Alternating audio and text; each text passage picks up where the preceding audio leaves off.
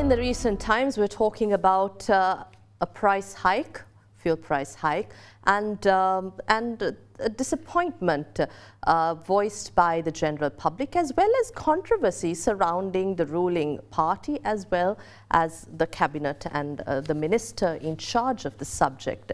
Let's talk about all this and the underlying issues in the current context. I thought I'll talk about storage facilities in the country for fuel, where we go from here, whether we have adequate storage in the case where fuel prices are low in the world market, whether we can and whether we have the capacity to store adequate fuel for the country's demand within Sri Lanka. I've invited to our studios the Ceylon Petroleum Storage Terminals Limited Chairman, Mohamed Uvais. Thank you very much for joining us. Thank you very much for inviting me.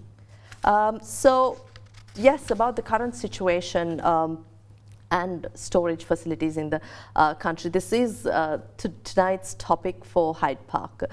I wanted to first ask you what it means when you say you are an enterprise resource planning. You're looking into enterprise resource planning. What does that entail? That is basically, if you take myself, I have been a management accountant.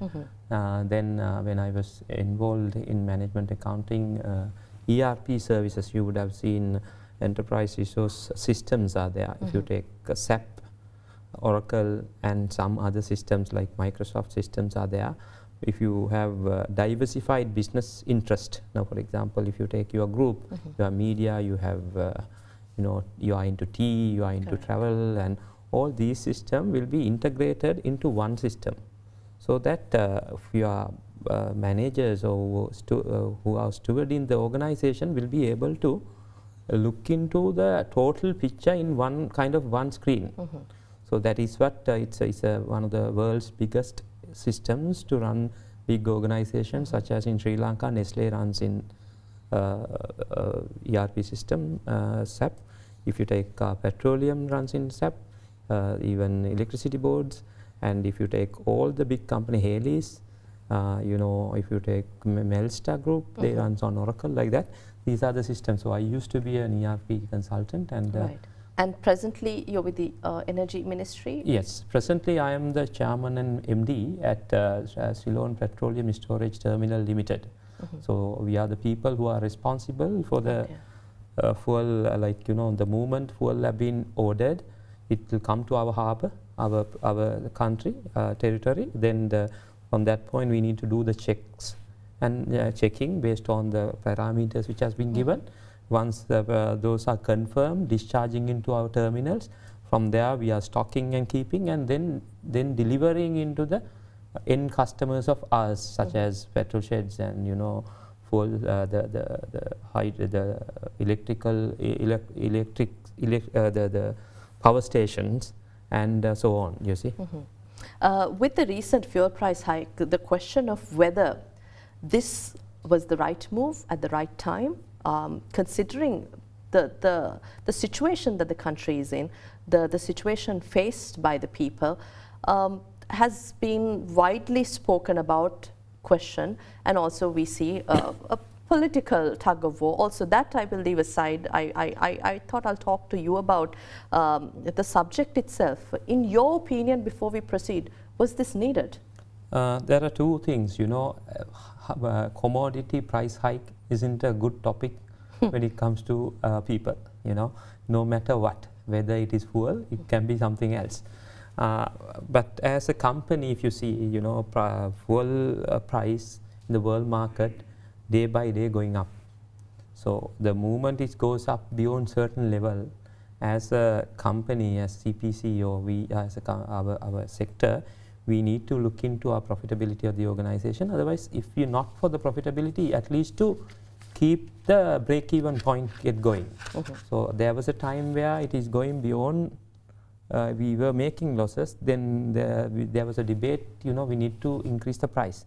So increasing price has to happen, but whether people at this present juncture, whether people will take it positively or not, a very big question mark. Well, what's evident is that people have not taken it positively. Of course. But from the government side, was this really necessary? From your understanding, because you're inside the entire movement of fuel, and you see what's happening. Was this necessary from the government side? From some point we have to increase the price. That's definitely the case. At what point there was debate for about 4 months or so, as our minister also mentioned. And after that only we were concluded and decided to put up the price up by this level, this amount. But unfortunately, people has to face it. After 21 months, we see this price hike in Sri Lanka at a time when Sri Lanka's economy hits a grave situation. People's lifestyles are hit due to a pandemic. Of course, no country has been able to escape the situation. However, when we analyze the fuel prices within other countries, in South Asia, what is the trend like? What do you understand? I would like to show you, I don't know whether you will be able to take this. I'm not sure, but we'll try to get a close-up, or we can... if you can take a close-up. Basically, if you see, in our region, we are the second lowest fuel... If you can show it, I think our cameras can... if you can direct it to this camera, they should be able to... Yes, you can. So basically, Pakistan is lesser than us. All the other countries are selling a liter of fuel more than Sri Lankan price when you convert that into dollar. So basically, everywhere, all the oil importing countries have increased the price. Sri Lanka also has to increase because we are so much dependent on imported fuel. So no way other than when world market price goes up, we need to get that money from the market itself. We have to enhance the price. What's our present requirement for and the demand for fuel in the country? Basically, these days are very less. If you take normally on a normal day, we will sell about 3,500 to 4,000 metric ton of petrol. This is on average? Average, normal day. Diesel was about 4,000 to 5,000, it varies. So the other fuels also there, like that. But today, the demand has come down by more than 50% because of less transportation. And if you take all the public transportation is closed, schools are closed, and travel restriction. Because of that, last month about 60% sales have come down. So overall, last year 20% in comparison to 2019, in 20% sales overall have come down. So last 2 months, for this month it has come down by almost 60%. So that is present situation. That is how it goes. When we talk about the fuel prices and the supply requirement in the country, also what is our storage capacity? What kind of a storage capacity do we have, and how much can we store at any given time? Right, a very good question, because as a country, at the moment we have 500,000 metric ton capacity to store. So that is, we are storing almost 11 products in the country. And all those 11 products will be divided among these 500,000 metric ton worth the size of tank 500,000 metric tons. We have the storage capacity. This is including Kolonnava, Mutharajawala, and the 11 across the country. 11 mini depots across the country. Right, and and how much can we store according to international norms and regulations in a country? How many months of fuel can we keep in storage? Normally, as per the International Energy Agency, a country should have minimum of 3 months of fuel in stock. But if you take our country, we will be able to keep only on a normal day 25 days of stock. 25 days, given the fact that we have only 500 metric tons capacity of storage. So why haven't we addressed this situation? Actually, as we came in, we saw this is in fact, we went and studied what is the international norms and how we can be there in short term, long term. And as you know, when during independence, we had almost 1.5 years of stock can be kept in Sri Lanka during independence. So since independence, this sector has gone, 1.5 years to 25 days. The reason is, one reason is we have not enhanced the capacities. Second reason is, demand have gone up. So when you take in 2000 and 2000 or 98, we have built a tank farm. Muthurajavala tank farm was built during that period with almost 200,000 metric ton worth of storages. Now, the other reason is, you know, every year, in a normal year, every year we have seen the past 10 years, 5% of compound increment taking place. Demanding. I think in recent times we talk about the most recent was about 7% annually. Yeah, yes. Right. So normally it's about 5.5% on an average, but last 2 years other way around. But in a normal circumstances, that would be the case. But if you take tank capacity, we have not increased since 1998. So what we have identified is every year we are trying to enhance at least 5% of tanks capacity to remain 25 days for another few years. Taking into consideration, as we came, we have started 9 tanks in Kolonnava after independence. You're adding 9 new tanks to Kolonnava. This is after the present government coming into office. Yes. Okay. Previous people also have planned it. Now, before we talk about your latest plans, I want to go to December of 2017, when the entire country went into a crisis situation in terms of a fuel shortage. Of course, it was the previous government, the government of good governance in office. I remember it was Minister Arjuna Ranatunga who was the subject minister, and we did see people queuing up for days to collect some fuel to run their vehicles.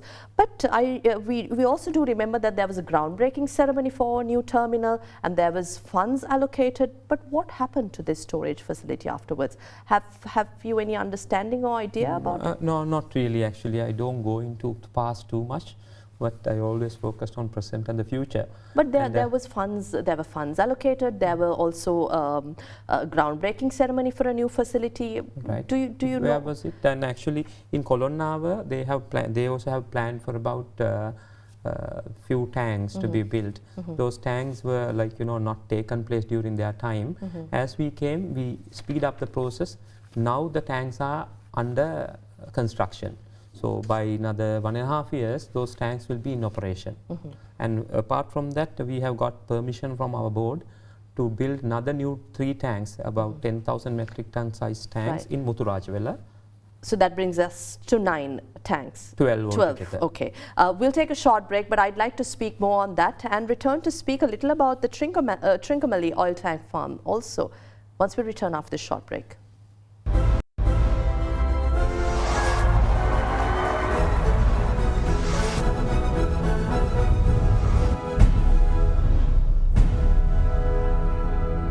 Welcome back. We were talking about the storage, the mismatch in the country. We have a requirement of, we have a storage capacity of 500 metric tons, which is sufficient for only 25 days when norms and regulations world over is that a country can store up to 3 months. So how do we go there? How do we fulfill our requirement? Because at the height of, at the beginning of this pandemic situation also, we saw fuel prices reducing. Shouldn't we have had the capacity by then to import sufficient oil supplies and store it in the country? Doesn't this take us back to the Trincomalee oil tank farm controversy and why Sri Lanka should negotiate acquiring these farms? Good. Actually, in fact, Trincomalee tank farm, we have been negotiating with them, with the leadership of our Honourable Minister and CPC Chairman, and I actually myself went to meet Honourable Ambassador, Indian Ambassador, High Commissioner, and we had a very fruitful discussion, initial few rounds, and then in that point onward, the now Minister in negotiation with the Indian High Commissioner, it is taking place. We all wish to get into an amicable solution, get those tanks into operation. Neither us or no Indian Oil Corporation is using a majority of tank Indian LIOC is utilizing only 15 of 15 the 101 tanks. Yeah, 90 actually at the moment there was 100 tanks, one was damaged. Yes. Now we have 99 tanks, out of 99, 15 is used by LOIC. And now the other one, other 84 are remaining there. Discussions are taking place to get back that to some to CPC and the other ones to get into a joint operation and do together. Talks failed earlier too, when Sri Lanka directly approached India to obtain these, because we have given India the oil tank farms on a 30-year lease, which ends in 2035. Yeah.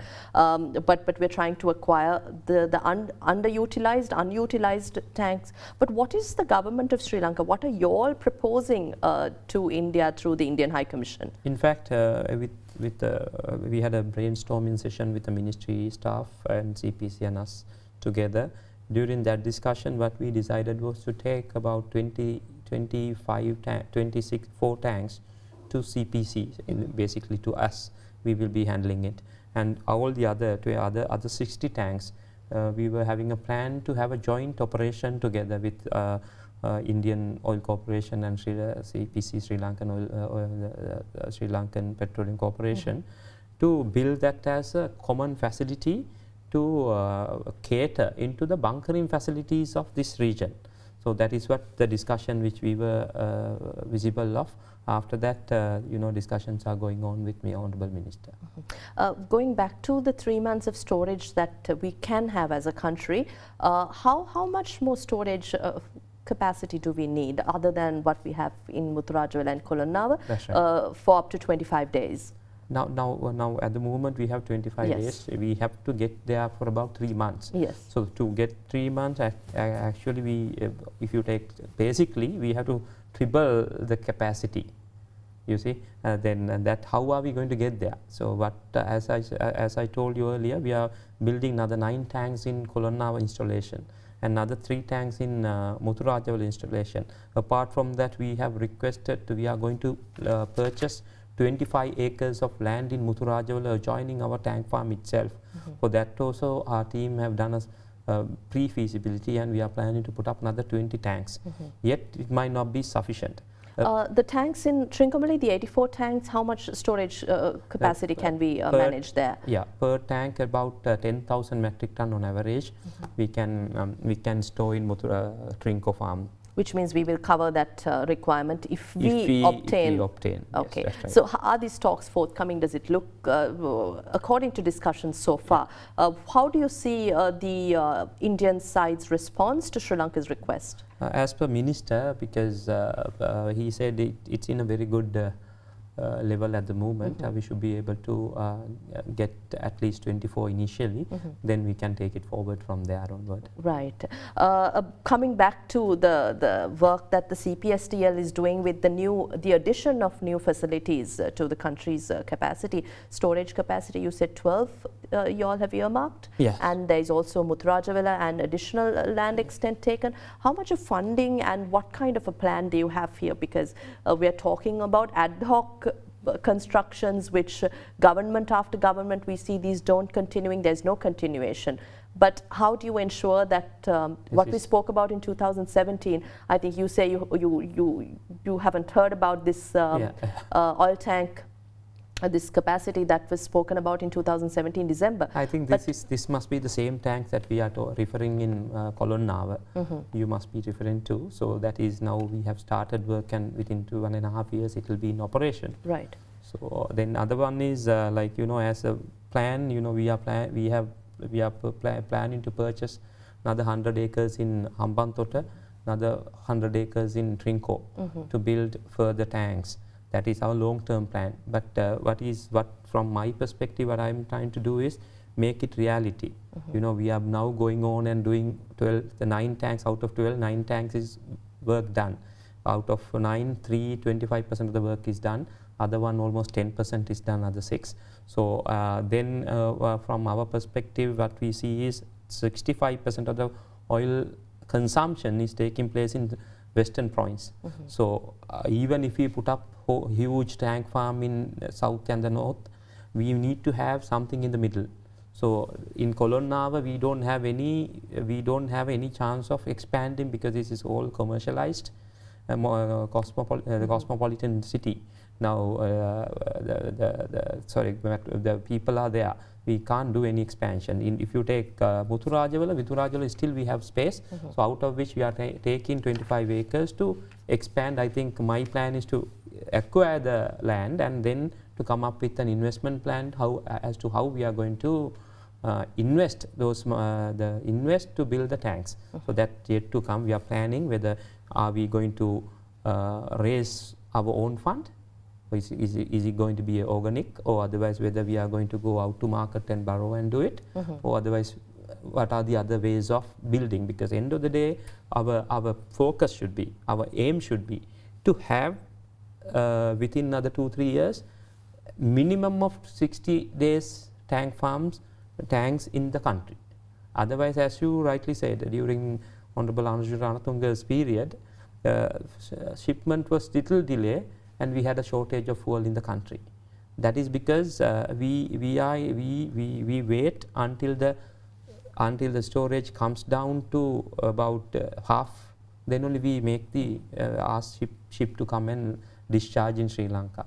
If that delays by any chance 2 weeks, then we will have a huge issue of fuel in the country.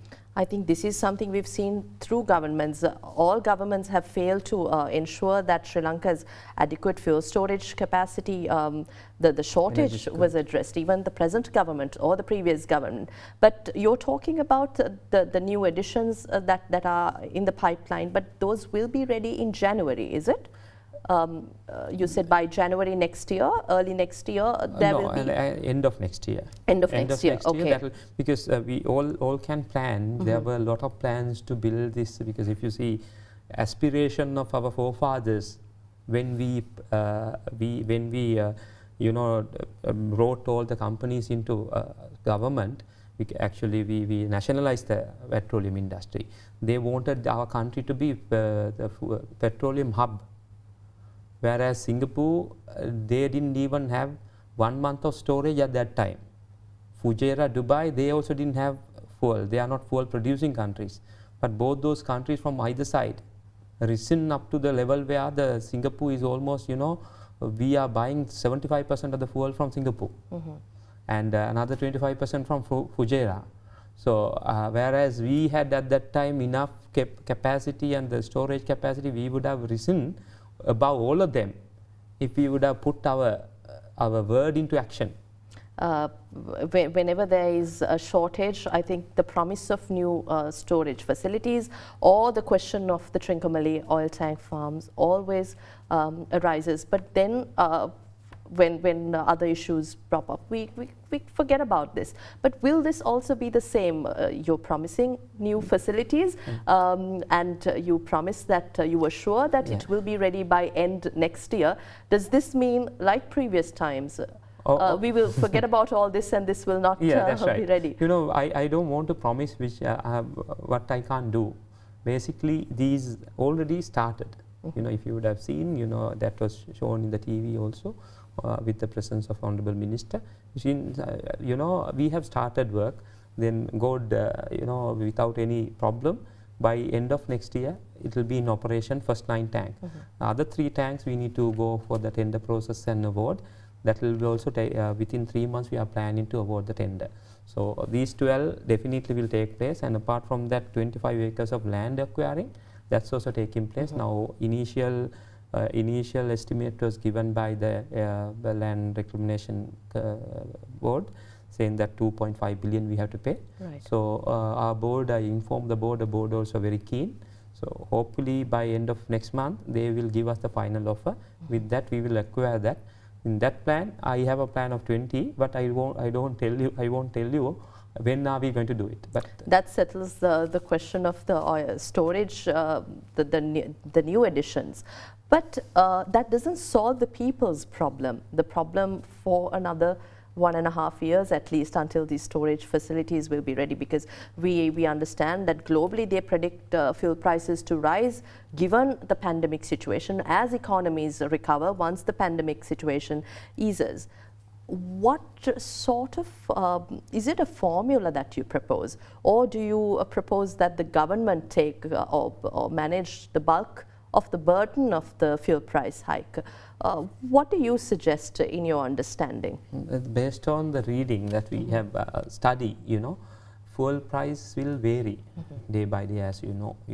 There was a time barrel went to $124.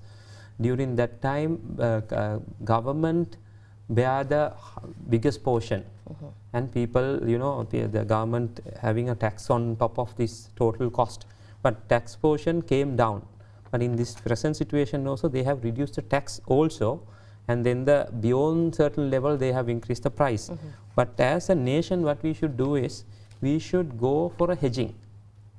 When you say word hedging, our officers are, don't want to talk about it.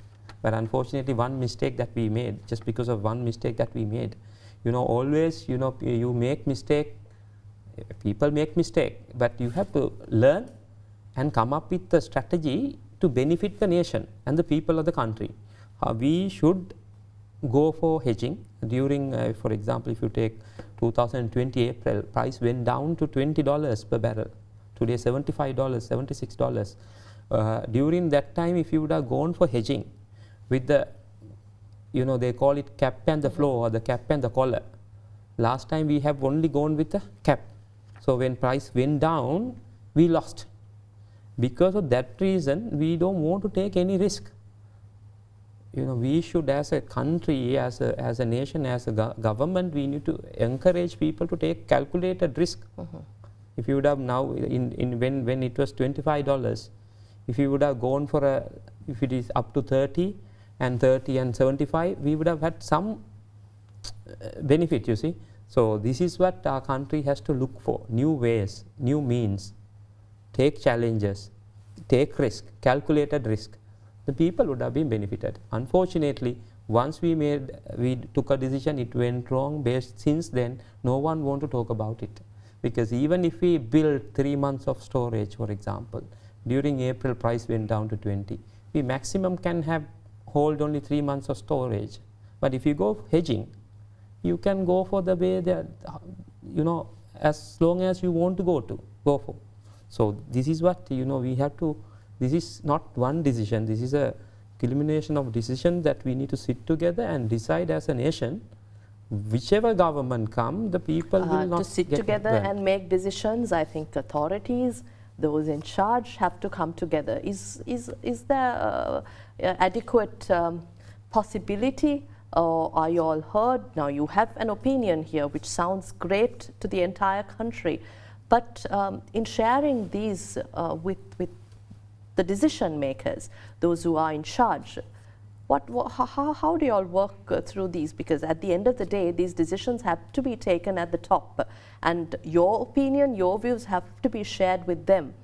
How does that happen? Can you all sit together in one table and talk, or is this the controversy we see in the media, the tug of war, is that what we see outside within too? No, not really. Actually, anything possible in this country. I think anything is possible when we are in crisis. This is what the beauty of our nation, When we were in war, we were together. When during the tsunami, we were together. During first pandemic, we were together.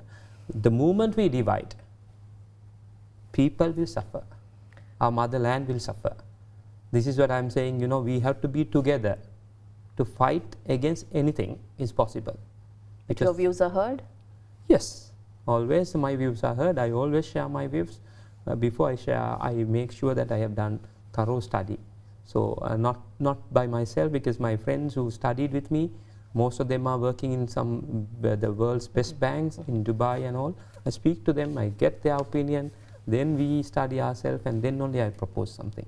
So when you propose, I feel with the exposure those my friends have, that they have given to me, these are the things that we can utilize in interim to make sure that our people get the benefit at the end of the day. You say in crisis situations, the entire nation has to come together. But at a time where we are facing a fuel price crisis, the question of whether the nation is together remains. We'll take a short break here at Hyde Park.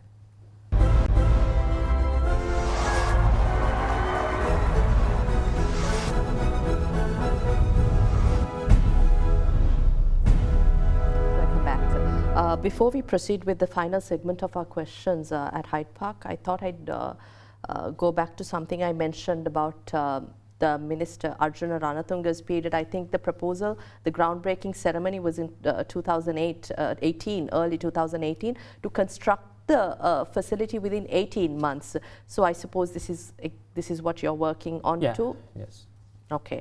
And there was also plans to construct a pipeline from the Colombo port to the Colonau facility. When will that project get ahead? Actually, this is, if you take our pipeline, we have about 5 pipeline which is from Colombo port to Colonau. And then we have another one called SPBM from middle of the sea to Muthurajavala. So if you take Muthurajavala facility, almost 20 years old. If you take Colonau, it's one of the ancient one, and which is about 70. Some lines are 75 years old, some are about 20 years old, some are about one is about 2 years old. So what we have decided is to replace these 75 years old and the older one with immediate effect. But there was a now with the if you take we have one 14-inch line which discharges black coal to our Colonau installation. We are actually refurbishing that with 110 million investment, which is taking place, already started. And the second is we have to lay another 2 lines from the harbour to Colonau. We have got the conceptual approval from the board of directors to go ahead and do it, and then we may next board or board after we may be able to get the total consent to kick start. So that is where we are, and planning to during our period we are planning to at least to put 2 lines and replace it. We incur massive sums in losses for demurrage charges. What is the current situation? How much do we incur as losses, and how do we look at managing this situation also? No, if you take recently we have reduced demurrage charges drastically, almost. How so? That is the reason, the way you negotiate initially. You know, you tell the transporters, we will take this much time. During this time, we will be able to discharge. Normally, international standard is that 40,000 metric ton worth of fuel tanker should be able to complete the process of uploading and discharging within 72 hours. You know, the port where we purchase, they will actually load the ship within 20 hours, so that we have 52 hours to discharge. Now, unfortunately, if you take in Colonau, in DTB, Colombo Harbour, we will take almost 72 hours. Why? Because our lines are older and the flow rates are slower. Because of that, it takes almost 4 days, 3 days to 4 days. Now, with new introduction of lines, we will be able to comply with the international standard. But if you take recently, we have drastically reduced the demurrages due to the negotiation between us and the freight forwarder. I asked you earlier, as we began this conversation, what your line of work is and what Ceylon Petroleum storage terminals, what your operation is. So your core business is storage and distribution of petroleum. That's right. And I understand that Cpstl has made a profit of 2.1 billion rupees despite the pandemic situations. How is this possible? Interesting question. I also forgot to tell you. This is basically, if you take year before our turnover was 20% more than what we did. And during that time, our profit was 1.6 billion. With the pandemic, our volume came down by 20%. Then we need to look into other avenues of cutting down the cost. Certain, now for example, if you take our human related cost, we brought down drastically. With the intervention of management and ourselves, we justified as to why we need to bring down the cost. Otherwise, company may not be able to survive. So people agreed and we worked together as a team. Apart from that, transportation, within transportation, inland, we normally transportation is done through pipeline, bogies, that is railway, and the road wagons, you know, the bowsers you call it. So these three, if you take, we have depots. I said 11 location. We transfer these product to those location. From those location, we transfer that to petrol shed and our end customer. So when we took over, as the government came, 20%, 22% of total depot transfer is done through the railway. Now we have brought that by, I have increased that to 35%. By doing that, my cost, if for example, if 10 rupee costing me from Bowser, I have brought it down by another 5 rupees. Other thing is double handling. For example, that calls backtracking. Now if you see, you transfer our Kolonnawa to Galle to Ambalangoda, what we do is we discharge in our Galle port, Galle terminal, then from there again load it and unload it in Ambalangoda. We actually took over that operation totally. We directly now send it to that petrol shed from Kolonnawa itself. So that double handling has come down. By doing that, we have saved almost 550 million Sri Lankan rupees to the country. I believe you have additional new plans also coming your way for Cpstl, but a national audit has warned of dire outcomes if Sri Lanka's petroleum storage and pipeline facilities are not urgently upgraded. We spoke about this problem. You spoke about the solutions that are implemented. Again, my question, this is the final few minutes we have, that the problems that people face currently are not solved. They're disappointed about this fuel price hike, and at the same time the government or the administration doesn't have an immediate solution other than the storage facilities that are coming up. And your proposal of hedging, and how can we move ahead with this? In fact, you see, this present juncture, whether it's the right time, we have to decide. That we need to get expert into this game, see what would be the trend in coming days, in the sense, I mean, year or so, and then we need to agree with some firm as to how are we going to hedge it. So we need to do it, otherwise, even with but this is something we should have done when the prices were low during the beginning of the pandemic. That's right. We should have done it. That is the time that we should have done this.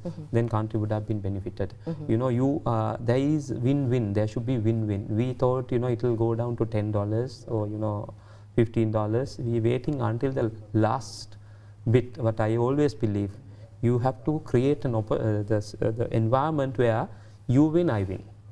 So if we try to win if we only try to win, we will lose. We should go ahead, and I think when right time we should go ahead and do hedging. That will benefit the nation. Is this what the CPC should be doing? CPC actually also in discussion. In massive losses, and I think owes a lot of money to Cpstl too. For us, we don't have any, they pay on time. Okay. There will be, as normal businesses, here and there delays, things happens, but overall we don't have any problem with CPC. CPC is doing a great job so far with us. Thank you very much for joining us. We had with us the chairman of the Ceylon Petroleum Storage Terminals, Mohamed Uvais, joining us. Thank you very much for your time. Thank you. Thank you very much for invitation. Thank you very much for joining us here at Hyde Park. We discussed the current situation pertaining to oil prices, world prices, and Sri Lanka's ability to provide for adequate storage facilities given the height of the pandemic.